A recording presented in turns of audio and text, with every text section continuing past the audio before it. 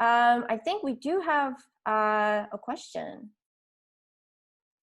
And I think I can unmute this participant.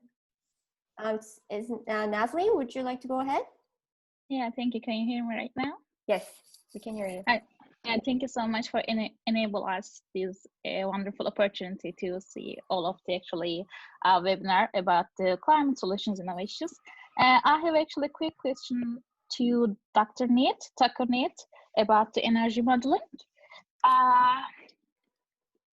Dr. Niet, can you consider, or have you ever considered putting nuclear energy, let's say as a carbon-free energy source, into your planning energy modeling? Because recently EIA, or before that, EIA always mentioned that nuclear energy is a kind of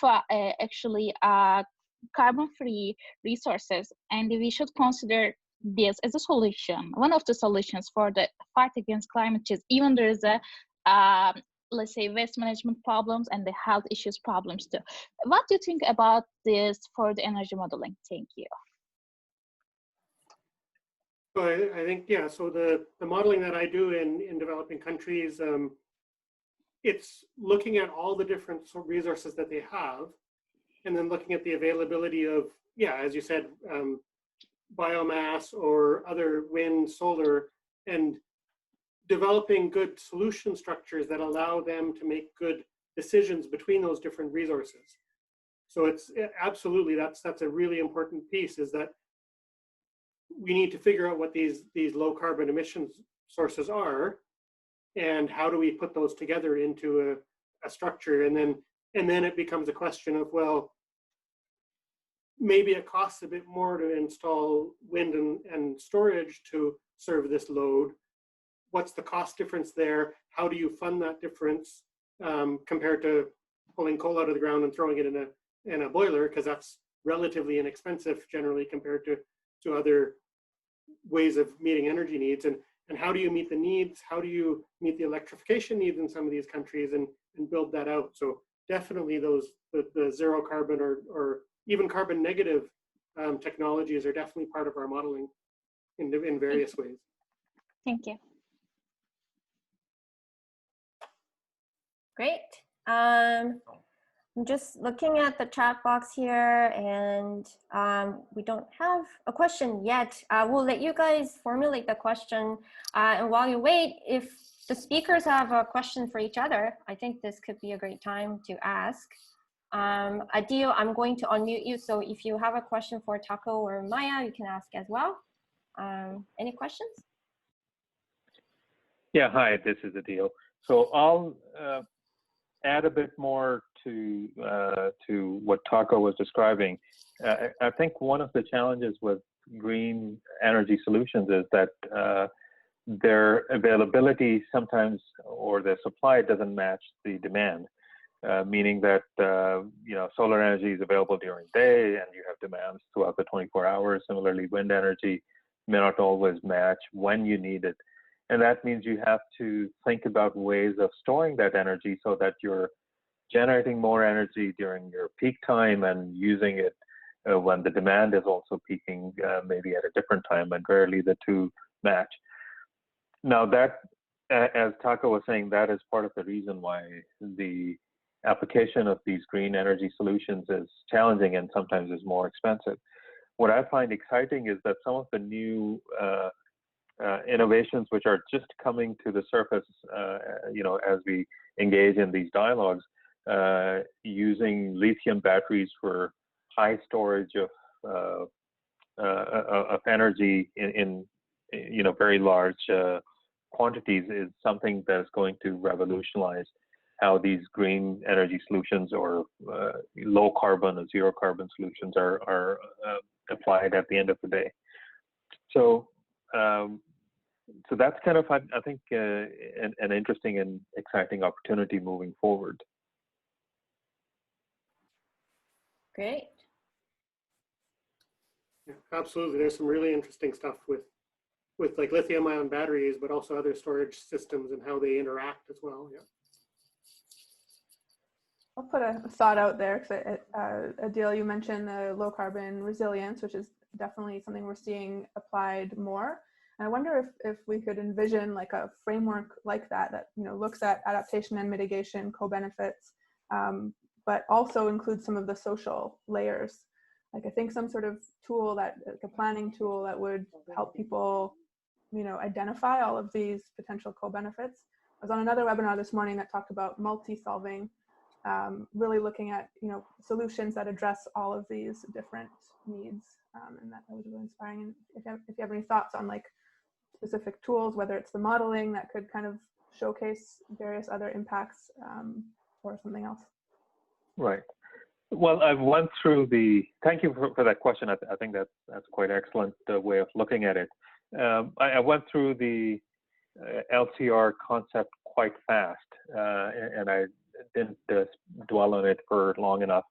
One of the most critical components is stakeholder engagement in that process, and that stakeholders list includes not just municipalities and industries and energy providers and water providers, but it also includes the general public, which means that as you engage with different communities, and these could be, you know, a large city or a small municipality, you do need to have a significant dialogue engaging, you know, the general public in terms of identifying what solutions would work for everyone.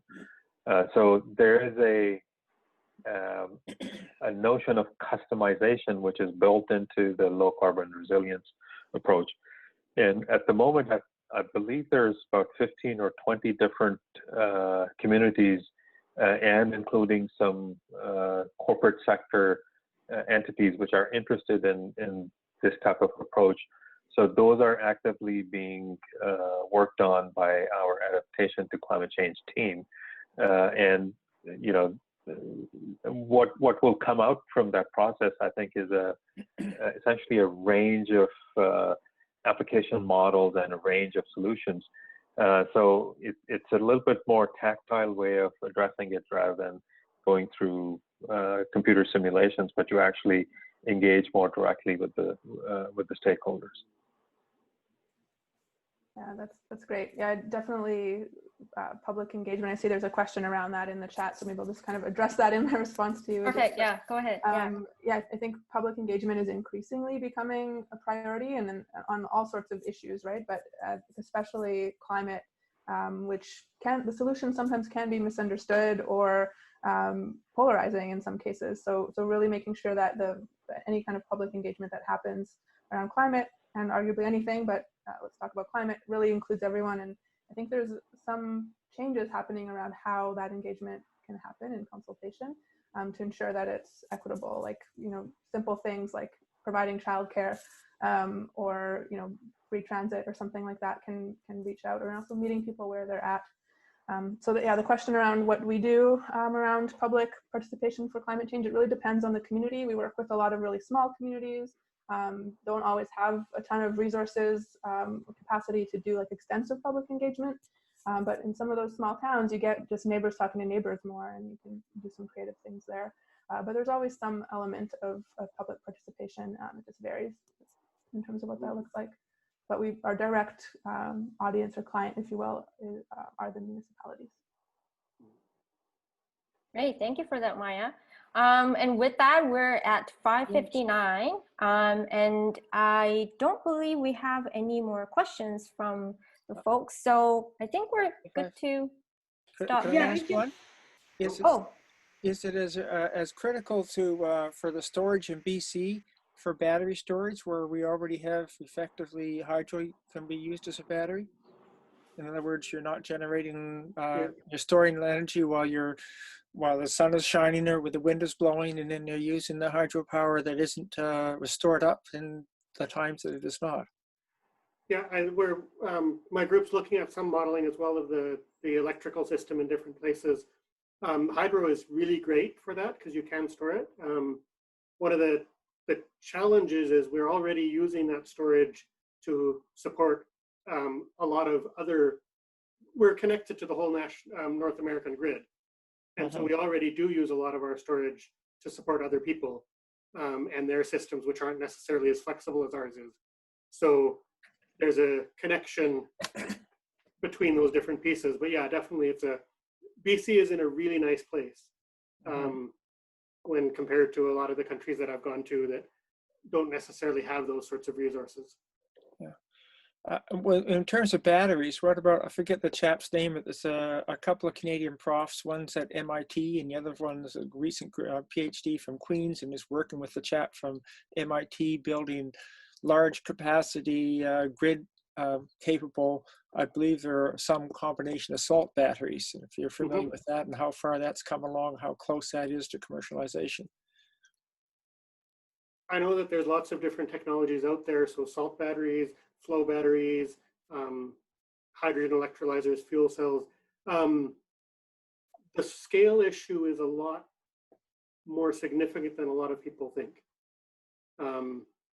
So I did a study where the model said we'd like to have about 500 gigawatt hours of storage, and batteries, even in like the Australian Tesla battery, is a few hundred megawatt hours.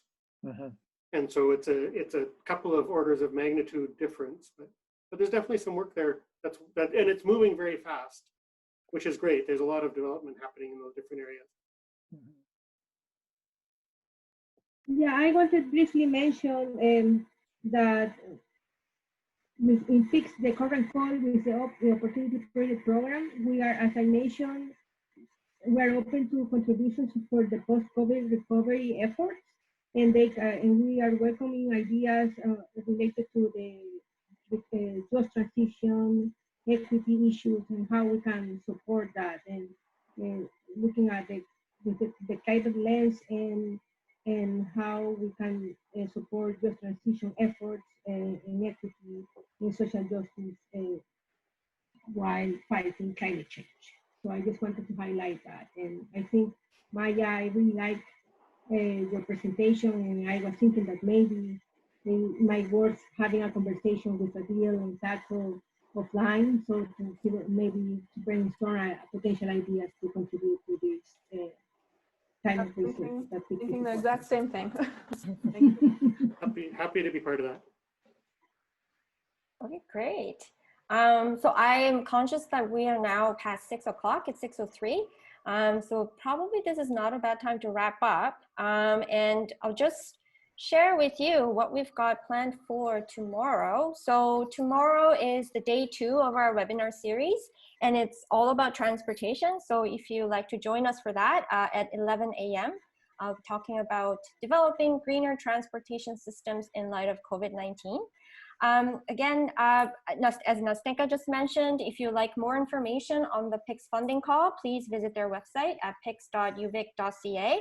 And also, if you're a solution seeker or researcher, please feel free to get in touch with PICS if you have any ideas on your projects. And with that, I just want to thank all the speakers and thank everyone for their patience as we work through the technical difficulties, but I hope you enjoy the talk. If you're registered through the Eventbrite, you will eventually get the recording and the PowerPoint presentation of the session today.